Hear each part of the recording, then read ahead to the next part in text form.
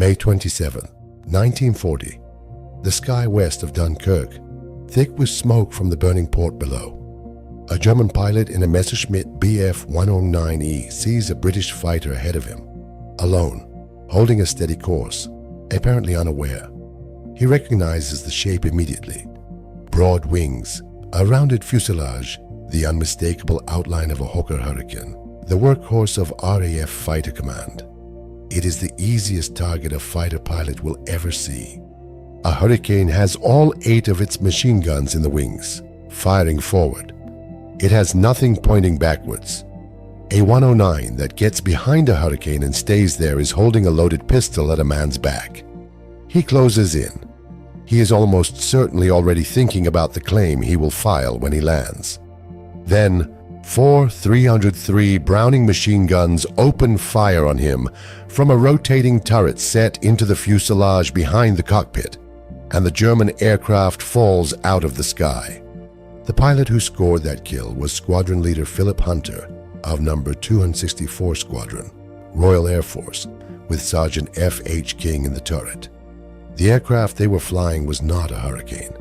It was a Boulton Paul Defiant, and for a few days in the spring of 1940, the Luftwaffe had no idea it existed.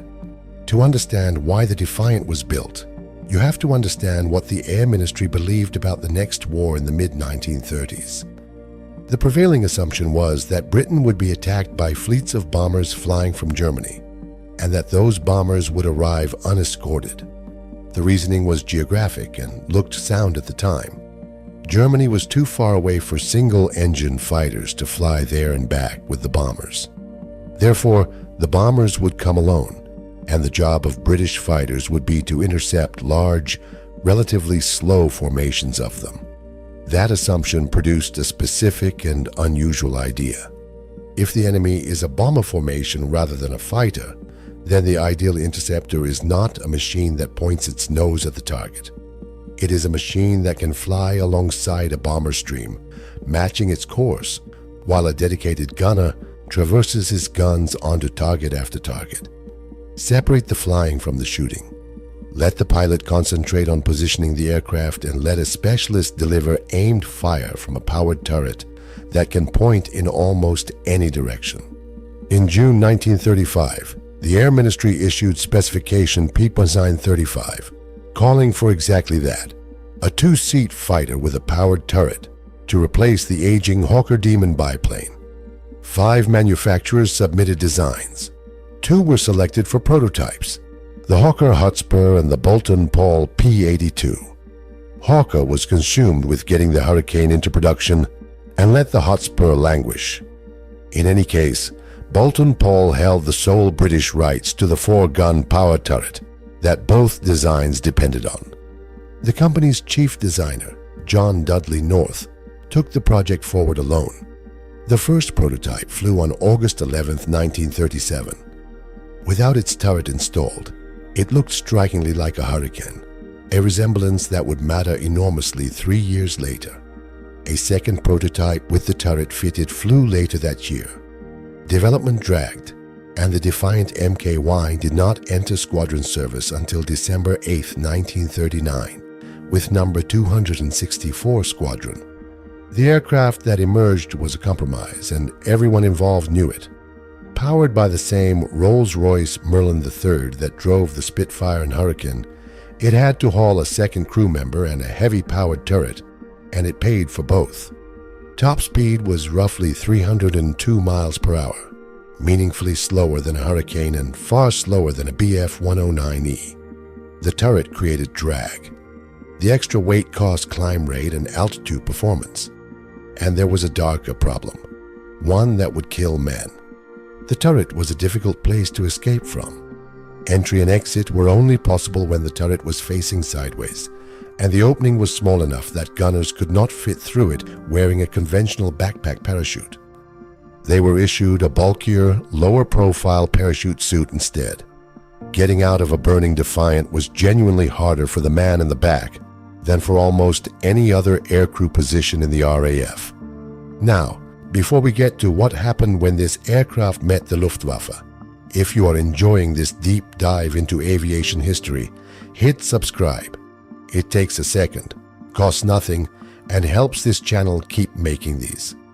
When the Defiant was publicly introduced, the RAF ran a deliberate disinformation campaign about its armament, briefing that the aircraft carried an implausible 21 guns. The intent was to muddy German intelligence assessments of what the new type actually was. No. 264 Squadron flew its first operational sortie on May 12, 1940, escorted by Spitfires of No. 66 Squadron, and claimed a Junkers Ju 88 shot down over the Netherlands. The next day, the squadron claimed 4 Ju 87 Stukas, then ran into Bf 109Es. The escorting Spitfires could not prevent 5 of the 6 Defiants from being shot down by attacks from the front. That should have been the end of the story. It was not, because of the resemblance. During Operation Dynamo, the evacuation of the British Expeditionary Force from Dunkirk, No. 264 Squadron operated from RAF Manston, covering the beaches and the ships. And German fighter pilots, seeing the Defiant's silhouette from a distance, repeatedly identified it as a Hurricane and attacked from the rear, from precisely the angle where a Hurricane is defenseless and a Defiant is at its most lethal.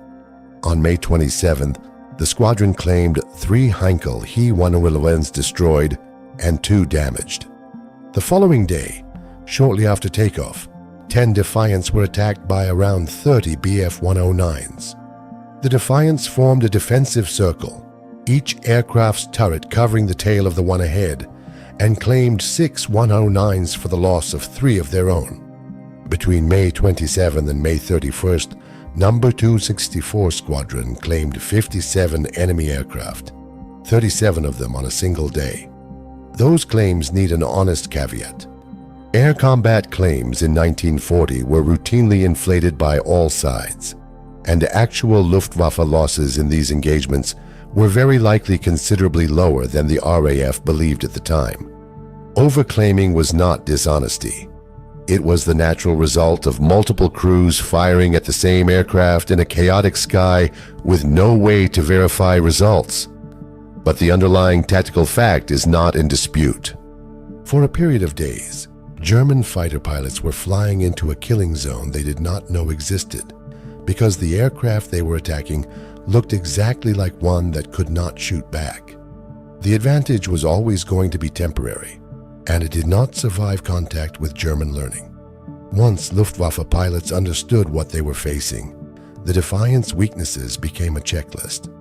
The turret could traverse widely, but it could not fire effectively forward through the propeller arc, and it had very limited coverage below the aircraft. The answer was obvious: attack from head-on or attack from below. From either angle, the Defiant had almost nothing, and it was too slow to escape and too heavy to outturn a 109. The results in daylight during the Battle of Britain were severe. The concept had been built on an assumption, unescorted bombers, that the fall of France had destroyed. With airfields in northern France, German fighters could and did escort their bombers all the way to England. The single premise the entire turret fighter idea rested on had evaporated, and no amount of gunnery skill could compensate. The Defiant was withdrawn from daylight fighter operations.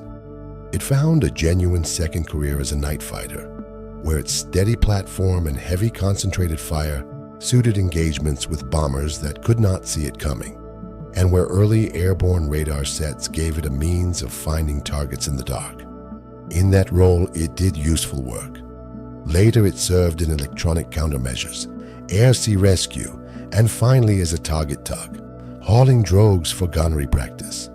The Royal Navy's parallel turret fighter, the Blackburn Rock, also built by Boulton Paul, was even less successful.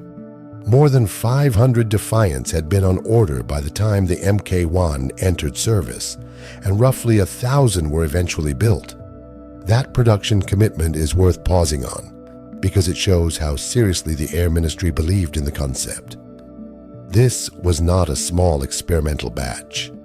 It was a major allocation of British industrial capacity, made at a moment when every Merlin engine and every skilled airframe worker was desperately contested between competing programs.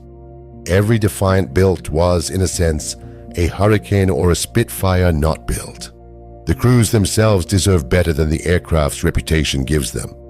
Several Defiant pilots and gunners became aces, and the squadrons that flew it during the Dunkirk evacuation were doing genuinely useful work protecting the ships and the men waiting on the beaches below. Their losses were heavy, and their contribution has been overshadowed by the Spitfire and Hurricane in almost every popular account of 1940.